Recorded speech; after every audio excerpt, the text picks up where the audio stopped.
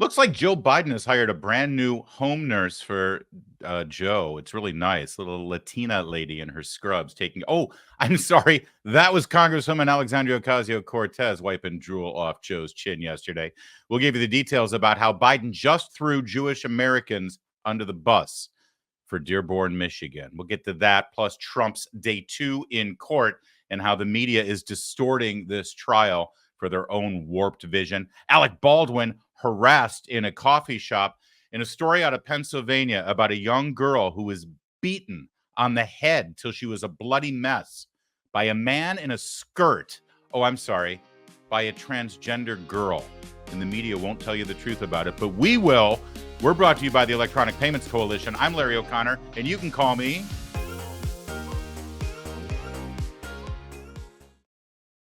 We hadn't really rehearsed that, but I just thought it says Larry, so why not just let the title speak for it, right?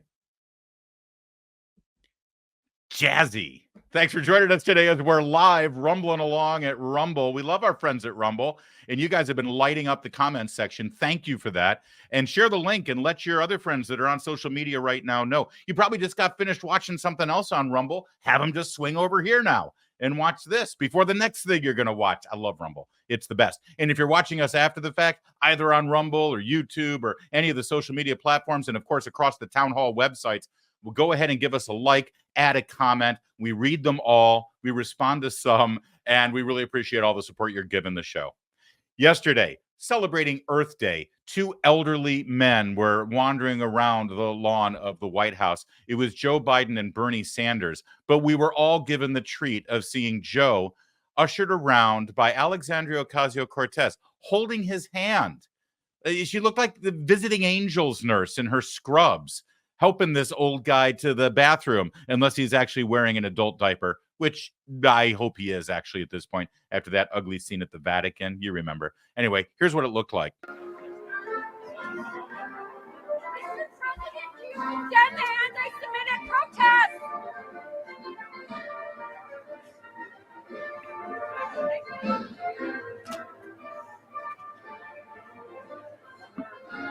Mr.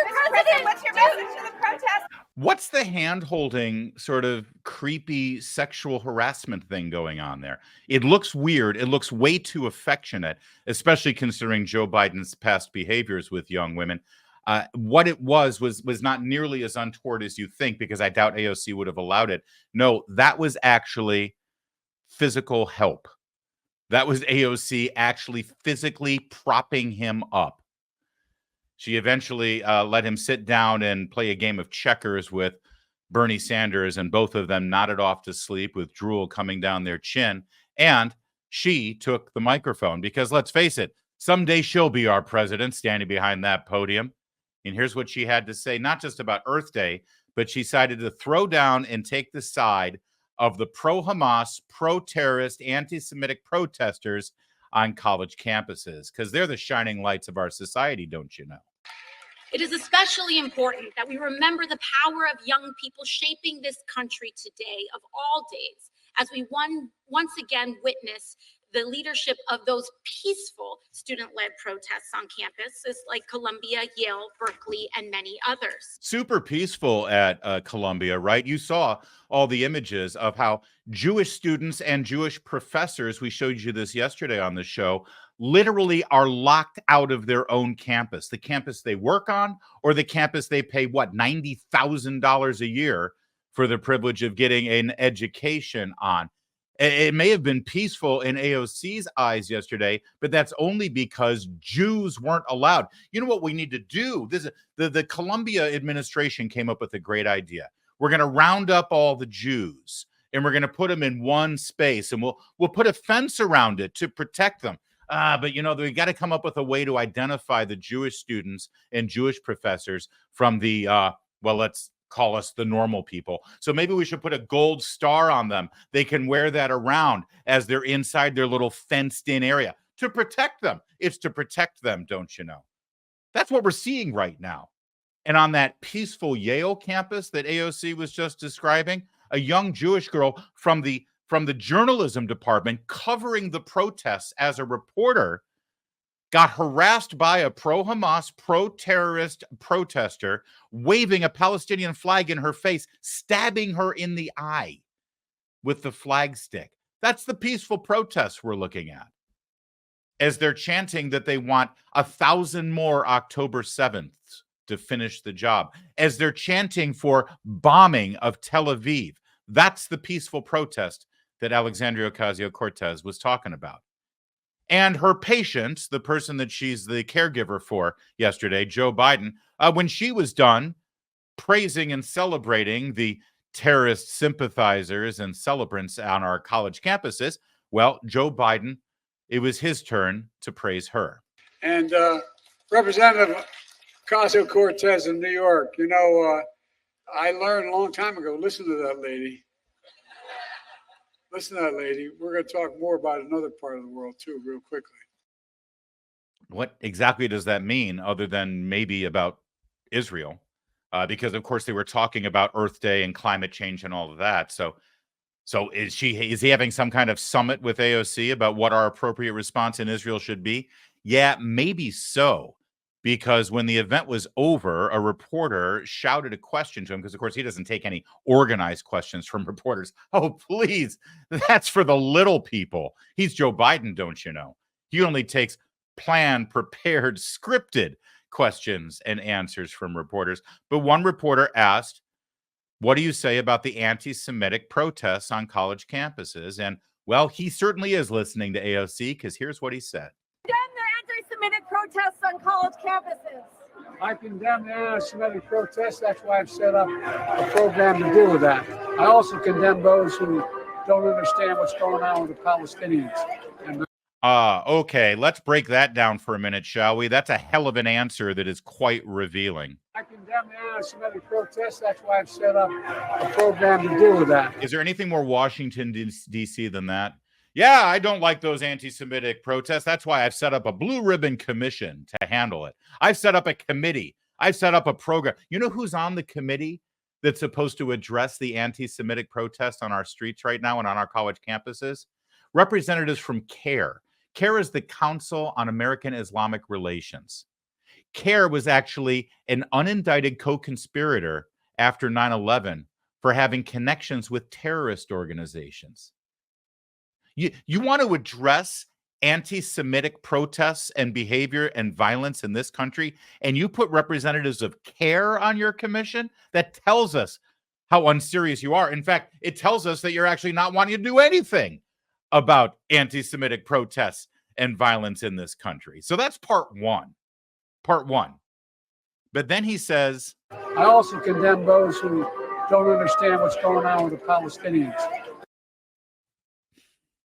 That's you. That's me. You know, if you support Israel right now, if you actually think that Israel has a right to defend herself, if you think that we, the United States of America, shouldn't get in the way of this war and let the leaders of Israel do what they need to do to protect their borders and protect their citizens by eliminating a terrorist organization. Well, according to Joe Biden, you don't understand what's going on to the Palestinians right now. You know what? I have an inkling of what's going on with the Palestinians right now. Here's what I understand about what's going on with the Palestinians right now. The Palestinian people, when given the right to elect their own government and their own leadership in Gaza, elected Hamas, a terrorist organization, a known terrorist organization funded by the Iranians. Well, and by us, technically. They elected Hamas.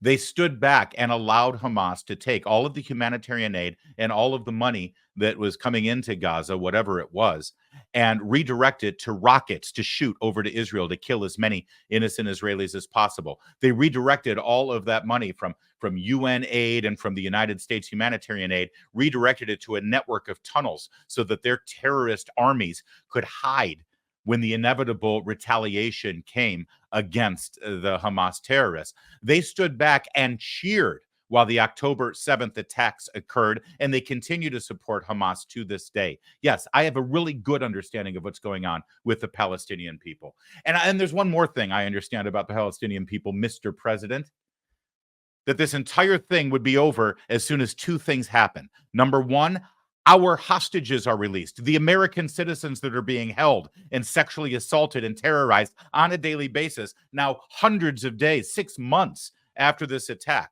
and the Israeli hostages as well. Number one, release those hostages. And number two, surrender. Just surrender. When will this war stop? When will the aggression and violence stop? When you surrender. When you surrender. We understand perfectly well what's going on with the Palestinian people. But make no mistake, that statement from Joe Biden, I condemn the anti-Semitic behavior and I condemn those who don't understand what's going on with the Palestinian people. That's his very decent people on both sides moment. That's his equivocation. That's his, hey, both sides have a point here. Those people who are cheering on Hamas on a daily basis, they're very fine people. Now, as we've already discussed on other episodes of this show, and you can go ahead and look in the archives to find it, the very fine people on both sides was a lie from the beginning. Donald Trump never said that about the neo-Nazis and white nationalists in Charlottesville. But the media has lied about it up until this point. But give me a break. Joe Biden has literally said exactly that about legitimate, actual Nazi-like pro-Hamas terrorists and pro-terrorist protesters that are waving the terrorist flag, keeping their faces covered, and bullying and intimidating Jewish students, innocent Jews on American campuses right now. Joe Biden just threw American Jews under the bus because he thinks he needs to do that to win Dearborn, Michigan, so that he can save his lamentable political career. It's disgusting. It's despicable. We've got Charlottesville happening daily right now for real, because Charlottesville was never real. Charlottesville was a bunch of yahoos that live in their mother's basement who bought tiki torches at Home Depot and went one Friday night to protest the tearing down of a statue of Robert E. Lee. That's a hell of a lot different than what we're seeing right now every day across this country. He doesn't care about Jewish Americans. He doesn't care about Jewish students. He doesn't care about anti-Semitism. He doesn't care about hate. He doesn't care about violence. He doesn't care about our ally, Israel. He cares about getting reelected. That's what you saw. And I hope everybody gets it. Meanwhile, the president of Colombia still has not stepped down. She hasn't resigned. She's nowhere to be seen. No press conferences, no call to action, no rallying support with security and police or anything. But what we have seen of her is what she had to say just 2 months after the September 11th attacks. She was at some event, and, well, this is what she had to say about terrorism. So it's not, you'll always have individuals who will have extreme views. But what's really troubling in the region is that there's actually quite a broad base of society which has some sympathy for the terrorists, not so much because they approve of their methods, but it's a form of protesting against a system which is not delivering for them on the economic or the political front. Here you go. So really, if you think about it, terrorism is just another form of protest. And you can understand why people would support Al-Qaeda. This is 2 months after 3,000 people were murdered in cold blood at the World Trade Center and at the Pentagon. This is while the bodies of those who were buried alive and incinerated alive in the rubble of the World Trade Center were still being recovered at Ground Zero. And here she is, making excuses, equivocating and saying, well, listen, you kind of have to understand Al-Qaeda's point here. Terrorism, even if we don't like the tactics, it really is just another form of protest. And surprisingly, on the other side of that same coin, the protests that we're seeing in Columbia University right now under her watch, it's really just another kind of terrorism. My heart doesn't break for Columbia University or the Board of Regents or the donors there or even the students there because, well, they got exactly what they wanted when they hired this moral idiot to be their president. And by the way, they got exactly what they wanted when they picked the students that they picked to attend those universities. You'll remember a couple of years ago, famously, a student got accepted to Stanford after delivering an essay that was merely the phrase Black Lives Matters copied and pasted 100 times over. That was the essay on his college admission for Stanford, and Stanford accepted him with open arms. They've got the university administration that they've always wanted. They knew exactly who they were hiring when they hired them. And they've got the student body they wanted because this is who they've picked to be the young, fresh faces of the intellectual elite in our Ivy League campuses. Millions of Americans use and earn their credit card rewards. Corporate megastores want to take those rewards away. Rewards that we use on groceries and school supplies, the cash back that we save on gas and growing our small businesses, and really whatever we want to use our cash for, because it's our cash, isn't it? Travel miles we use to make memories and bring loved ones to visit us if they can't afford it. The Durbin-Marshall credit card bill would eliminate credit card rewards. I'm talking no more travel miles, no more cash back, no more hotel points, none of it. Gone because of the Senate. When lawmakers help corporate megastores line their pockets, American families pay for it, and that's wrong. So I want you to tell your senator to oppose the Durbin-Marshall credit card bill. Go to handsoffmyrewards.com. That's handsoffmyrewards.com and take action today. Earlier today in Manhattan, Donald Trump appeared for day 2 of his trial, and he stopped again at the barricade to address reporters. These moments, I think our friend David Marcus, columnist over at Daily Mail, Fox News, buddy of mine, he likened this to the daily Andrew Cuomo press conferences during COVID, except the difference here is, you know, in those press conferences, Andrew Cuomo was lying and he was killing old people in nursing homes. But in terms of setting your clock by it and having it sort of click off the daily news cycle, yeah, he's right. That's exactly what these moments that Donald Trump stopping and talking reporters represent. And he spent a little bit of time talking about his trial, but he wanted to focus on what's going on in this country. He's not allowed to campaign.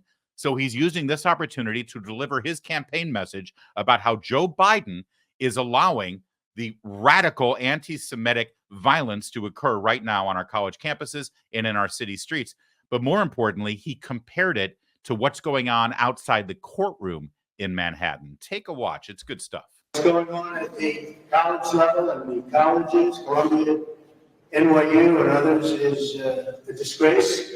And it's really on Biden. He has the wrong signal. He's got the wrong tone. He's got the wrong words. He doesn't know who he's backing. And it's a mess. And if this were me, it'd be after me. It'd be after me so much, but they're trying to give him a pass. And what's going on is a disgrace to our country. And it's all Biden's fault, and everybody knows it. He's got no message. He's got no compassion. He doesn't know what he's doing. He can't put 2 sentences together, frankly. He is the worst president in the history of our country. And again, what's going on is a disgrace. Now, it's interesting outside for great Americans, people that want to come down and they want to protest at the court, and they want to protest peacefully. We have more police presence here than anyone's ever seen. For blocks, you can't get near this courthouse. And yet you have nobody up at a college where you have very radical people wanting to rip the colleges down, the universities down. And that's a shame. But it all starts with Joe Biden. The signals he puts out are so bad. And I can tell you, he's no friend of Israel, that's for sure. And he's no friend of the Arab world either. You take a look at what he said. He's no friend of, he doesn't know what to do. He doesn't know what to do. He wants to take like a middle ground, and oftentimes that doesn't work, but it's certainly not working here. But what he's done to Israel is abandon them. And he's trying to be as nice as he can to the other side. Call it the Arab world, but that's not working either because they get him. And he's an incompetent man. A peace will never happen with a guy like this. Thank you very much. How would you work with those protesters who dropped police support schools, sending in police to arrest students? Well, listen, he's not wrong about that at the end there, because we certainly had more peace in the Arab world or in the Middle East when Donald Trump was president. As you know, I've mentioned it before. He sent the signal immediately. We're moving our embassy to Jerusalem. We're defunding Hamas. We're ending this nuclear deal with Iran. And the rest of you countries in the Middle East, you want to be buddies with us? You want to be friends with America? You figure out your problems with Israel. As soon as you're friends with Israel, you're friends with us. And wow, look at that. Within a few years, you had all these Arab countries who were sworn in. They didn't even recognize Israel on their map. They didn't allow Israel to let their airliners land in their airports. They didn't have an embassy with them. They didn't even recognize them as a country. But because of Donald Trump and Secretary of State Mike Pompeo, they actually worked out the Abraham Accords, and suddenly you've got peace with these Arab nations. That's exactly Donald Trump's track record. And now look at how things are. Because Joe Biden is weak, and Joe Biden is confused, and Joe Biden doesn't even know what Joe Biden is doing because he's not running anything. It's the Obama administration time 3.0. It's going on here. But understand also the brilliance of the politics here. Donald Trump can't campaign. He has to show up for the trial. They're covering it 24/7 on all the cable networks because, of course, CNN and MSNBC, this is like political porn for them. They love this. They're, I'm pretty sure, I could be wrong, but I'm pretty sure Wolf Blitzer was genuinely aroused during his coverage of the trial yesterday. They get off on this stuff. So he knows that when he arrives and starts talking to the cameras, they're all going to break in and they're like, whoa, we got a news alert. Here's Trump right before his trial. And so he's using it as a platform to deliver a political message across all of the networks as they're covering this. It's actually very smart. And it resonates a message with the people who are viewing. Now, after President Trump went in, his lawyer, Alina Habba, came and actually discussed some of the finer points of the current, they got two trials going on at the same time here. They've got a challenge to his bail that he's put up, the cash bail that he put up in the civil trial. And then you've got the ongoing criminal trial here entering day 2. So here's Alina Habba, the legal spokesperson for President Trump, talking about both of those things. Most importantly, at the end of this statement, listen, because you can catch reporters mocking her and making fun of her and laughing at her on an open mic. Good afternoon. We just left court in the civil division with the other witch hunt with Miss James to come here and see our client. The fact that we have 2 courts, not one, criminal and civil, being used against one man because they cannot beat him in the polls is a disgrace to the American judicial system. He should not have 2 teams of lawyers here today. He should not even be here today because he did nothing wrong. It is the epitome of a witch hunt. I just left where a judge asked us whether our cash bond, cash sitting in. Miss James wanted to argue and say that our cash somehow isn't green enough. We wasted time. The judge made a comment saying he thought that money market accounts could go down under the amount. He doesn't even understand basic principles of finance, but this was the man that decided that we owed money and my client committed fraud. We are going to attack every single one. 1 hour, the attorney general and that judge realized quickly that they had no idea what they were talking about. We came to an agreement that everything would be the same. We would modify terms, and that was it. This is where your taxpayer dollars are going, America. Right here. Witch hunt after witch hunt. President Trump's company was worth more in that case than it is now. And now what? We're here because of something that happened when he was in the White House that wasn't even wrong. It was not wrong. You hire lawyers to solve problems, lawyers solve those problems, you pay them. That's it. This is a joke. It's an affront to the American Constitution. It's an affront to our judicial system. And it's an affront to every lawyer that cares about their license, that cares about what is right and wrong. I am sick of coming in front of the press and saying this, but you have to because you people need to understand what is going on. God forbid you put an accounting thing in for legal counsel. It's legal counsel. And now our taxpayer dollars, my time, our attorney's fees, are all here because they're afraid of 2024. And you know what? They should be because the American people are not stupid. They see what's going on. Thank you. Alina, one question. Was Trump standing with you guys across the street?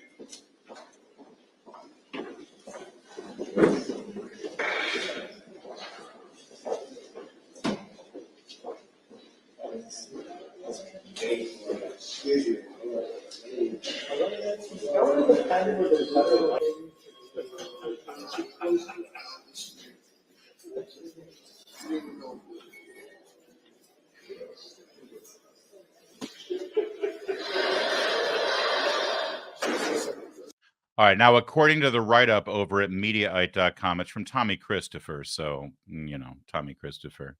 So reporters could be heard on a hot mic laughing after Trump attorney Alina Habba went on a blistering rant across the courtroom where former President Donald Trump's hush money election interference trial is being held. I love how they're calling it the hush money. We'll get to that in a minute. Habba wandered into the frame, talked about the witch hunts. As Habba strode away, a reporter asked a question that Habba ignored. And a few seconds later, reporters could be heard laughing on the still live mic. According to the transcript, the reporter said, Alina, one question. Is Trump's family inaudible across the street? And then after the pause, there's laughter. Let's try to hear that one more time. Was Trump standing Not sure. Yeah, it is inaudible. Is Trump's family something across the street? But this is how the reporters are covering this, and none of us should be surprised. Listen, I told you before that whenever you see any media outlet calling this a hush money case, you know that they're part of the propaganda here. All right. Let me just be clear, and I need to say it over and over and over again. Donald Trump is not defending himself against a criminal accusation that he paid hush money to Stormy Daniels. There's no crime in entering into a non-disclosure act and giving a cash payment for somebody to sign a non-disclosure agreement. That is not an illegal act, because every single reporter and journalist who's calling this hush money has entered into a non-disclosure agreement. And they've entered into that agreement either in exchange for direct cash payments or for the salary that they get from their employer who asked them to enter into the non-disclosure agreement. It is so standard, it's like a marriage license. But everyone's calling it a hush money thing. Hush money. Well, he did pay Stormy Daniels to stay quiet. That's not illegal. And that's not what he's being accused of. What he's being accused of is so ridiculous. He's being accused of paying his lawyer the legal fee that included the cost that his lawyer spent on Stormy Daniels and the non-disclosure agreement. But in his accounting, he didn't break out the money for Stormy Daniels. He just put it all under legal fee. I kid you not. That's what he's facing these charges for. Did you know that? Well, Alina Habba said that the American people are smart enough to see what's going on. And I worry if they are or not. Because let me show you an example of exactly why this is happening. Watch this exchange. This guy, his name is Shaney Rich. He does these man on the street stuff. And he went up and just in New York asked people, what do you think of the Trump trial? Watch. What do you think about like countries like arresting their political candidate? Well, if they've committed crimes like Trump has, then I'm for it, because no one should be above the law. Wait, Trump's committed crimes? Yeah, obviously. What crimes has he committed? This isn't real then. He's literally got 91 indictments. You don't know about the obvious information?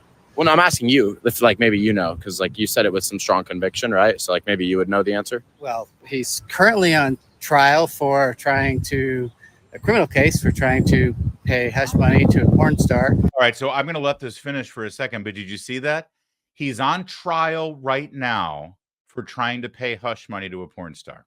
See, that's all they care about. That's all they wanted. They want that tawdry headline. Hush money for a porn star. Hush money for a porn star. Hush money. Did you know that the porn star in question might actually end up testifying on Trump's behalf here? And so might her lawyer. Hush money to a porn star. That's all they care about because they wanted to. This is the Russian dossier all over again. This is throwing out dirty, despicable innuendo into the media. Did you know so far, there has been one adjudication having to do with this non-disclosure agreement with the actress who goes by Stormy Daniels.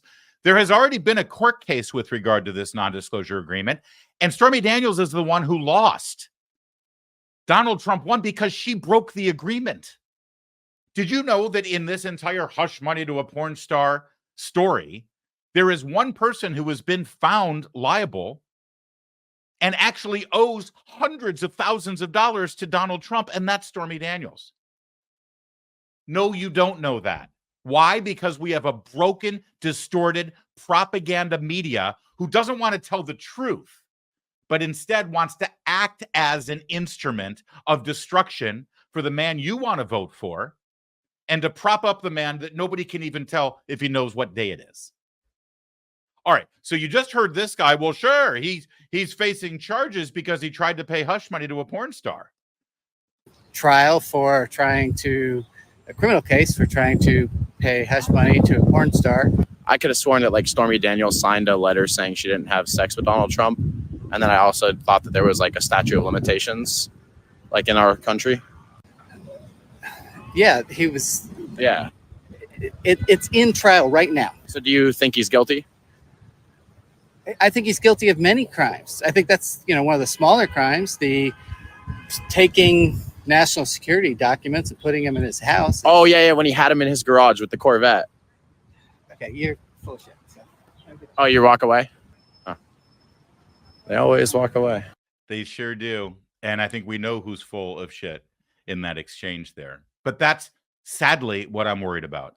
Sadly, I'm worried that there are enough voters on the bubble who aren't paying attention, who don't follow this, who don't know that the only person we've found so far to illegally have classified documents stored in a haphazard and unsafe way, violating all protocols and actually putting national security at risk, was Joe Biden in his garage.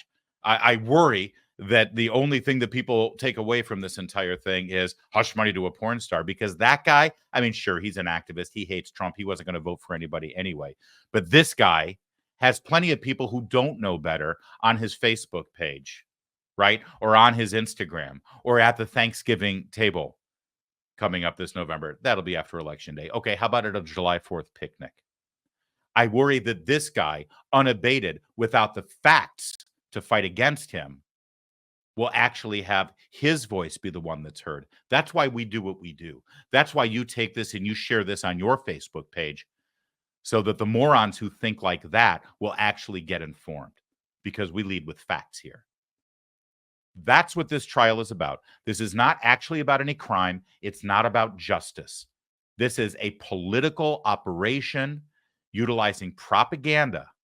And so far, it might be working. Understand, Donald Trump being found guilty or not, that's secondary. It's the daily coverage with these tawdry details that are meant to imply guilt, even if there's no crime that's ever been broken. You know, we're all suffering under the Biden economy, and Bidenomics is killing this country with inflation.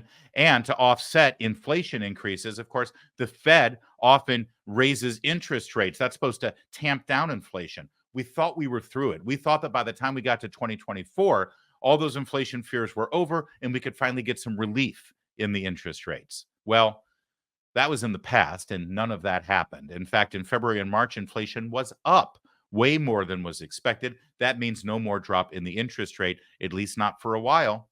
This problem is not going away. We keep printing money that we don't have. We're printing money that our children and their grandchildren don't have. We're $34 trillion in debt, and the problem's just going to get worse.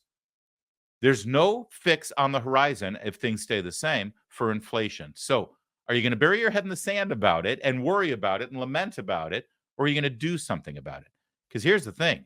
If you're saving for retirement right now, every dollar that you've got in your accounts is worth less and less because of inflation. So what do? I'm glad you asked. Diversify a portion of your savings into gold. You got to talk to Birch Gold Group. Gold is your hedge against inflation. Look it up. Look at the history. It's always been the hedge against inflation. Birch Gold makes it easy for you to own. They're going to help you convert an existing IRA or 401k into a tax-sheltered IRA in gold, and you don't pay a penny out of pocket. Understand what I'm saying? This is already money that you've saved in your retirement accounts, right? And you can take a portion of it, convert it to gold. Birch Gold will do it for you. With an A+ rating with the Better Business Bureau, thousands of satisfied customers, you can trust Birch Gold. Text Larry to 989898. Get your free info kit on gold, and then talk to a precious metal specialist on how to protect your savings from persistent inflation with gold. That's Larry, Larry. It's me. Text Larry, and don't text me. Text Larry to 989898 for Birch Gold Group. All right, yesterday, accused manslaughterer Alec Baldwin was trying to get a bougie coffee at a way overpriced coffee bar in New York, and he was accosted by a left-wing pro-Palestine protester. And, well, it got a little ugly. I want you to watch this, and then we'll discuss. Alec, can you please say Free Palestine one time? Why did you kill that lady? You killed that lady and got no jail time? No jail time, Alec? Sorry. No jail time, Alec. You're putting innocent people in jail, Alec Baldwin. Free Palestine, Alec, just one time, and I'll leave you alone. I'll leave you alone, I swear. Just say Free Palestine one time. One time. One time. Call the police. One time, Alec. You know he's a criminal. You know he's a criminal. Come on, Alec, just say Free Palestine one time. One time, just one time, please. And I'll leave you alone. Free Palestine. Israel, Zionism. Please say it. One time. Could you do me one quick favor? Alec, can you? Sorry, I don't mean to laugh. But when you watch, you're right. Emergency recovery coordinator in the Rumble chat. That did sound like Cardi B. That could absolutely be Cardi B. I got to talk about my underpants. Coronavirus.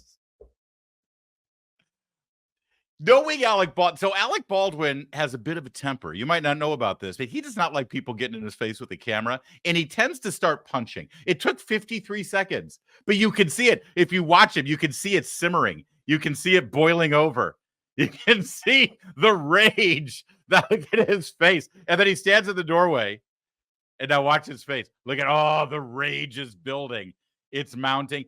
I love it. He says, go call the police. About what? She's standing in a coffee shop talking. Well, you think you get the Praetorian Guard to protect you? He's holding the door for her as if she's going to walk out. And then now just watch his face. The rage is building. It's mounting. He's like, I really shouldn't hit her. I really shouldn't hit her. I'm just going to make matters worse. But he can't help himself. He can't help himself because he's a rage monster. And there it goes. And that's why it's kind of believable that he negligently killed that poor woman, the cinematographer, on the set of his movie. Things aren't going well for Alec Baldwin. And here's the thing. I'm kind of torn about this. I really am. Because I do want to live in a polite society. I want people like Alec Baldwin or people who work in the Trump administration or me to be able to go and get a cup of coffee and not get harassed by someone like this. I do. I want that to happen. I want to live in that society. So part of me is like, this makes me uncomfortable. You made your point. Now move on, get out of his face. Although that's just a very small part of me. The other part of me likes the fact that it took less than a minute for Alec Baldwin to be able to properly show his rage like that, to properly show his ill temper. You know why? You know why I like that? Because Alec Baldwin belongs to and supports the political party that used to do this a very short time ago.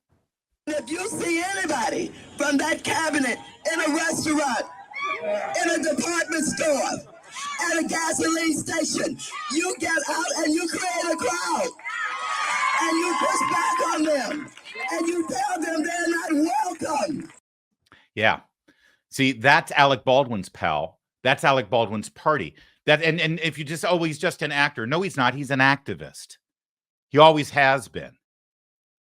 He is a huge political operative. He used to have a serious talk show on MSNBC, by the way, where he would push his political agenda. He just happens to push his political agenda when he's play acting, either on Saturday Night Live or whatever show or movie that he happens to be on. But it's all about pushing his political ideas and agenda. He is an activist. And he's one of the meanest, most vicious activists out there. And these are his people. These are his people. This is the party and the organization and the group that he supports. The ones who said, you see anyone who works in the Trump campaign, you gather people and get in their face. And that's exactly what they did. You remember Sarah Huckabee Sanders got accosted in a restaurant in Virginia, just trying to have a private dinner. Kellyanne Conway, same thing happened to her at a restaurant in D.C., a Mexican restaurant. Ted Cruz was at an Italian restaurant in Washington, D.C. during the Trump administration. Protesters went into the restaurant. He had to go into the kitchen so that he didn't create a scene because he was trying to defer to the other diners in the restaurant. This is what they do to us and our side all the time.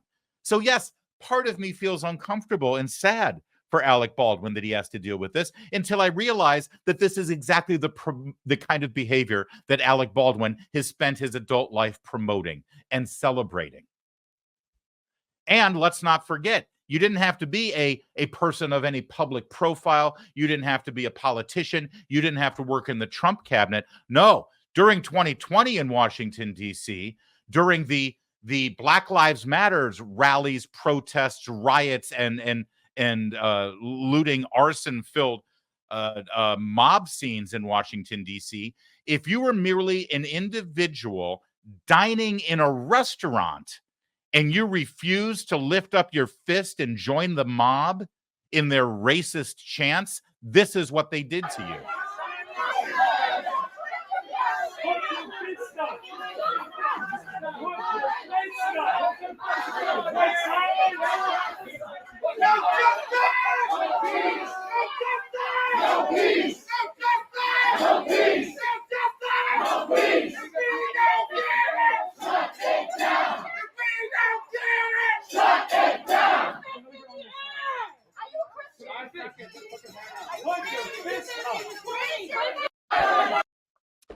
when I hear the chants of no justice, no peace, as they swarm around this innocent woman who's just trying to have a glass of water and a meal sitting outside a restaurant in Washington, D.C., I kind of lose my sympathy for Alec Baldwin, who just had to deal with a nuisance of a Cardi B sound-alike asking him to support Palestine. And by the way, she's a leftist, Alec.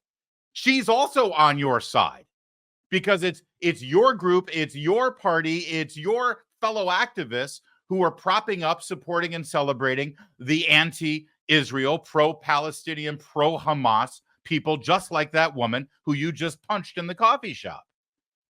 So that little part of me that felt sorry for Alec Baldwin, it's getting smaller and smaller and smaller. So I don't know if I'm so torn anymore about this.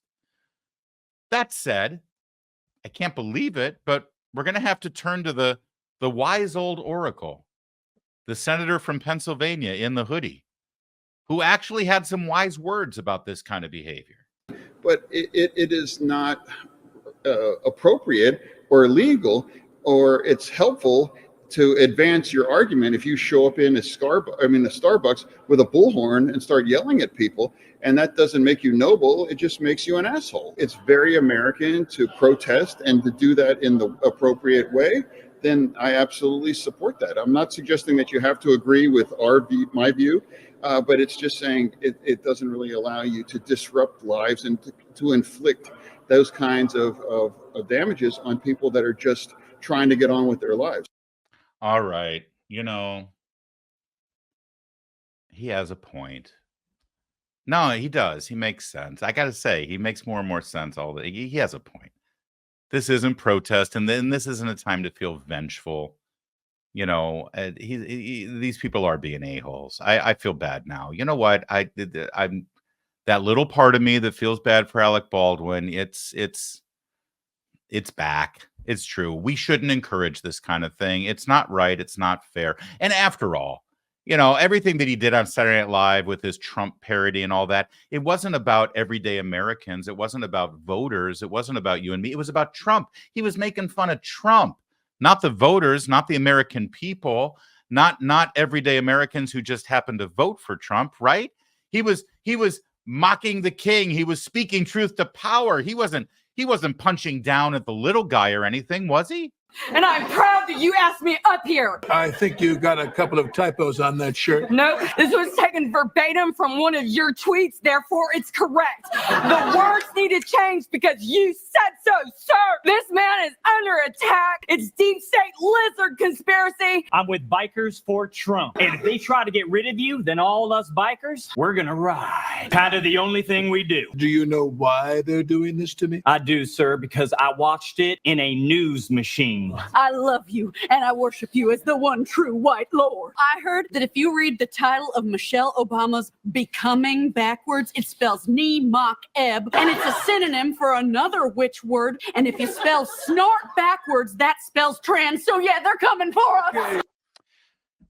Oh, actually, I guess I was wrong about that whole he doesn't punch down and he's not making fun of everyday Americans who support Trump. He's just going after the president. There's nothing wrong with mocking the president. That's a good American tradition. I guess I got that one wrong. Actually, Alec Baldwin is a mean, nasty, obnoxious, rude SOB who thinks that you're the scum of the earth and actually uses his power and his platform and his profile to call you a stupid, sadistic conspiracy theorist who doesn't deserve to have a place in American society. You know what? I'm back to not caring about Alec Baldwin. In fact, I'm back to enjoying this moment. Let's enjoy it one more time. Can you please say free Palestine one time? Why did you kill that lady? You killed that lady and got no jail time? No jail time, Alec? Sorry. No jail time, Alec. You're putting innocent people in jail, Alec Baldwin. I'm so sorry. Free Palestine, Alec, just one time, and I'll leave you alone. I'll leave you alone, I swear. Just say free Palestine one time. One time. One time. One time, Alec. You know he's a criminal. You know he's a criminal. Come on, Alec. Just say free Palestine one time. One time. Just one time, please. And I'll leave you alone. Free Palestine. Israel. Zionism. Please say it. One time.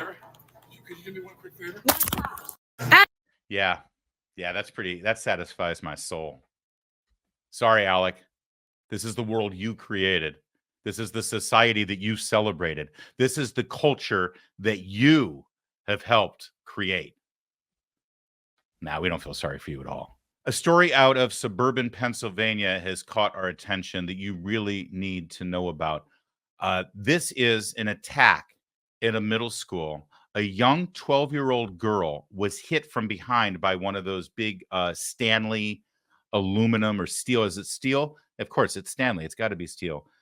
Hit in the back of the head with a Stanley steel thermos, and her assailant kept whacking and whacking and whacking at her. Now, most of the local media covered this story. Actually, all of the local media covered this story, and we're going to show you an example of it in just a moment, and said that this was a fight between two middle school girls. And sadly, we've seen a lot of this. You know, you see these viral videos of girls getting into fights in schools, and they end up going viral, and it's exploitive and it's terrible, and you wonder what's going on in our public schools. And you hear this story and you think, oh, well, just here's another example. And this girl who got attacked, after she got hit several times in the head with this Stanley thermos, they had to call the ambulance. She was bleeding all over the floor. All the students were there in the cafeteria witnessing it. They were kept there while they were administering first aid. They didn't even clear the room out. It was awful. It was horrible. It was despicable. But here's what makes it even worse. The assailant was not a girl. It was a 13-year-old boy who allegedly identifies as a girl. Now, if the headline reads 13-year-old boy assaults a 12-year-old girl in middle school by whacking her on the head multiple times, bludgeoning her on the head multiple times with a Stanley steel thermos, that would engender outrage everywhere. But because this 13-year-old boy happens to wear a skirt to school, and instead of going as Alexander, wants to be called Alexandra, well, then apparently the story is just fine. But to make matters worse, the students knew exactly what was going on with this young man and warned teachers and administrators before the attack, and apparently they did nothing. So now I want to show you a fellow schoolmate, a girl who was also threatened by this young man who identifies as a girl. She appeared at a school board meeting last week. Watch this and recognize this is a little girl that we should be protecting. Wednesday morning, I went to the guidance counselor and told her, since I was second on the hit list, knowing that there was something going to happen, because there was a girl she was targeting every day at lunch, and they would go to the counselor and tell them every day that this is going to happen. And Wednesday I went with two others, and each of us filled out a whole paper full of what's going to happen and why it's going to happen. And then I went to course and I was told, watch your back. He is going to come for you and this other girl at lunch. And when I was at lunch, I was terrified, and I told Miss Fattori that that was happening, and she said, don't worry about it, it's not going to happen. But early that morning, I was told I was not going to see Mel for the rest of that week. But I was in lunch, and all of a sudden I just hear all this screaming and everybody running, and I see Mel running in after somebody, and everyone's screaming and running, but the girl who got attacked didn't see it because she was faced backwards, and all of a sudden you just hear these terrible, like, loud bangs of the Stanley bouncing off her head, and then you see Mel grabbing her hair and hitting her against the table and just repeatedly hitting her with the Stanley. There was blood going everywhere. I was the table right behind it, and all you see is blood everywhere. And it was just, and then you say in your email that it was 8 minutes, but we timed it. It was 28 minutes. And we had to sit in there and watch them clean up her blood off those tables and ground. And we had to watch them take her out with blood dripping down her face. And I will never forget that. And laying in bed last night, I just kept repeating it in my head, and we shouldn't have had to sit there and just like watch them clean up her blood with the mop, watch her repeatedly yelling that I'm gonna murder you and just hitting her with a Stanley. And I don't get how you couldn't have stopped it. It was 5 hours from when I told you it was gonna happen and when it happened. It was 5 whole hours. I don't get how you couldn't have stopped that. And how Ms. Fattori said, don't worry, it's not gonna happen. We have her under control. But clearly you didn't. Yeah, and you heard her. Yeah, it's heartbreaking, absolutely heartbreaking. And you heard there how she's sort of messing up the pronouns because she's 11 years old. She shouldn't have to navigate her way through this strange new world of Mel, which I guess is short for Melissa. But I was joking about the Alexandra thing. It was just an example. But apparently the assailant's name is Mel here. And again, this transgender girl, this young man, 13-year-old boy, pumped full of whatever hormonal confusion that he's experiencing right now, the natural testosterone that his body is creating, and God knows what pharmaceuticals is going to be being pumped into his body if he really is going through a gender transition. And he systematically put together a hit list of girls he was targeting for violent attacks. You know, you find out that a teenage boy has put together a list of girls that he wants to violently assault. Aren't you going to kind of do something about that? But I guarantee you, when all is said and done, somewhere along the line, a conversation was had from these counselors or administrators or the school board where they said, well, she's a transgender girl. She's probably just going through some stuff right now. She's probably really confused. This is how girls are sometimes. I don't think we should. If it were a boy who identified as a boy, they would have taken it seriously. And now they're hiding behind transgender policy. Well, one of the moms wanted to address that. But the child had multiple reports of violence against her made this week by parents and students. And I just don't know how that went unchecked, how this child was still able to remain in school if this child was not in school, suspended, and their parents and the children who reported this since Monday about the hit list and all these attacks that this child had planned, maybe, just maybe, the poor little girl won't be sitting at home traumatized, and all of our 7th graders wouldn't be sitting here traumatized. As a parent, your worst fear comes to light when you get that call from your kid crying in school, Mom, help me. I'm scared. There's blood everywhere. You can't get to them fast enough, and they hang up on you because teachers and staff are yelling at them to hang up their phones, not to call their parents. I told my child, always call me an emergency, and I will be there no matter what. I don't care if I have to stand outside the building or not. But my child was told to not call her parents. So we're left to speculate the worst. God forbid, school shooting, stabbing. We don't know. I hear blood and my kid fearing for her life and tons of kids in the background screaming and crying. I just don't know what went wrong. How did this go? How did it get to this point? I would like answers on that. And lastly, moving on, I would like to know and be assured that this child will not be returning to any other North Penn schools at all, because this is not this child's first violent attack. And I do not care what anyone says in here. We have parents from Penfield. We have parents and children in alternative schools that have encountered this child in school, out of school, and documented violence, videos of her violently attacking another student in elementary school, in Penfield, outside of school, brandishing knives. Ma'am, your 3 minutes. We have a lot of people who need to comment. Yeah, unbelievable that they have to cut these people off because of public commentary. And you hear the tortured twisting into a pretzel the English language, how, you know, this mother successfully just continued to say this child, this child, this child, and then said her, but she knows in her brain that it's not a her, it's a he. This is a boy we're talking about, but it's been drummed into our head that if you're at this school board meeting, and I bet you any money the school district has a very strict policy about misgendering people, that we've got an assailant attempted murderer, and we're still bending over backwards to make sure that we support this illusion that this boy is not a boy.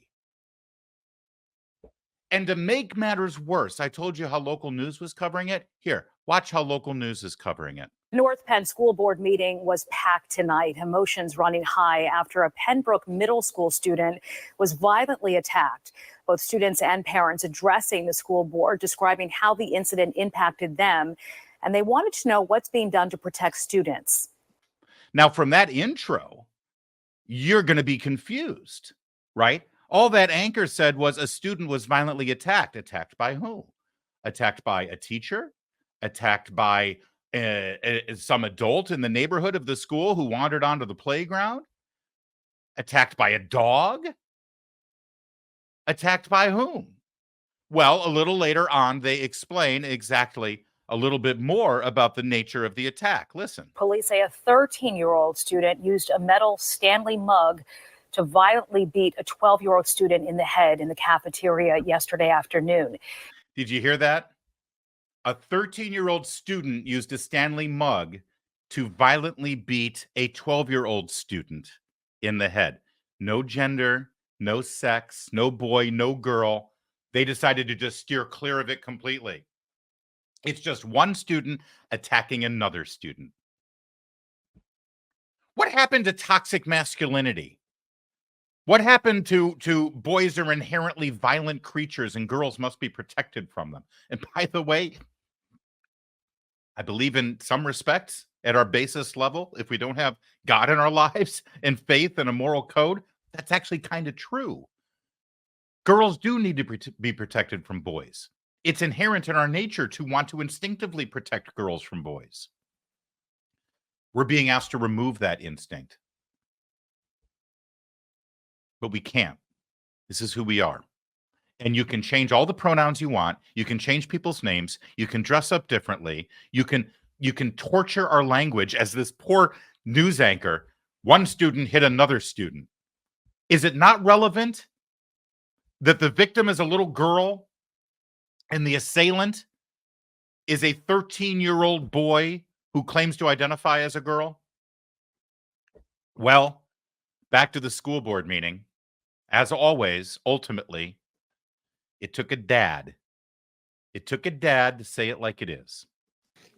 A big thing at the end of the day, whether this child who was the attacker has issues or not, a lot of it comes from your policy, your leadership, and what you do or do not accept. I remember at one point you were very focused on everyone has to wear a mask. But you let all these major things go. You let sexual assaults go. You let violence go. And another thing, this was a teenage boy who beat on a little girl. All right? Call it what it is. I don't care. Don't look at me like that, Mr. Fusco. You're a father. What if that was your daughter? What if that was your daughter? And I'm sorry, I didn't want to be here. I'm here because people reach out to me. I'm here because apparently too many people are afraid to just say that. Men and women are different, all right? Whatever you want to do as an adult, God bless you, that's fine. You have that right. But let kids be kids. Let them make that decision later in life when it's appropriate, all right? Men and women are not the same. Our hormones are not the same. Our strength is not the same. Our aggression is not the same.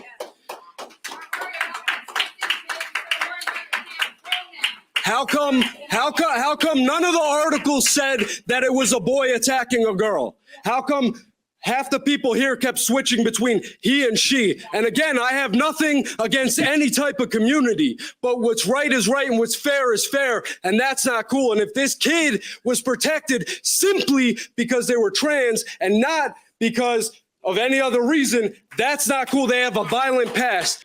That man for Father of the Year. And more importantly, that man for school board president, because this doesn't change until he and the mom and you and I get involved and get activated. Because it's only been the political left that's decided that they know the power of the school board and they know the power of the curriculum that they have over our children. You wonder why our kids now think and believe the way they do that's so contrary to our values and our morals? It's because they spend most of their day in school learning other values and other principles and other values from the left's religion. And that only changes when we take those schools back. Yes, that man for Father a Year, that man for school board president, and that man should be on the podium with Donald Trump the next time he does a rally in Pennsylvania. And one other point from El Capitan Beefheart in our Rumble chat live as we're going on. He makes a great point. I wish I'd have made it. If a biological teenage boy, a 13-year-old boy, had snuck up behind a trans boy, you know, a biological girl who is identifying as a boy, and bludgeoned her with the Stanley thermos, do you think the coverage of this story would be a little different? If a cisgender straight boy beat the hell out of and put in the hospital a young girl who is identifying as a boy, you better that person would be on the stage of the Democratic National Convention. The victim would be. This would be a national story. Boy, something's got to give. Something's got to give and something's got to change, and it takes us to change it. And I'll finish with this. When I say he needs to run for school board, and you need to run for school board, and I need to run for school board, I'm not kidding. We spend a lot of time focused on the presidential election. It's understandable. You know, it gets ratings on cable news. It's the big story. It's the thing that we all vote for. It's the only thing in America that every single human being votes for, right? Is who's going to be president. So it gets a lot of attention. But I hate to break it to you. The president of the United States is not going to fix this problem. Who sits in the Oval Office is not going to change this fundamental problem that's happening in this country. Our government isn't designed that way. The president shouldn't be able to change what happens in your school district. The fundamental truth is what happens in your house is way more important than what happens in the White House. No matter who wins this November, you can still fix things where it matters most, where it affects your children, in your home, in your neighborhood, in your schools. And it's time, it's past time to help our kids and save our sons and daughters. That's it for today. We will be back next time. Hey, if you liked any of these segments today that you saw, whatever platform you're on right now, give it a like, give it a subscribe, give it an alert, and share the link elsewhere. The more you share these videos elsewhere, the more our message goes out and the more our audience grows. And that really means a lot to us. We really appreciate it. And a big shout out to everybody watching on our Town Hall platforms at townhall.com, at hotair.com, pjmedia.com, redstate.com, twitchy.com, and bearingarms.com. We're so proud to be part of the Town Hall Media family. My name's Larry O'Connor. You can call me Larry.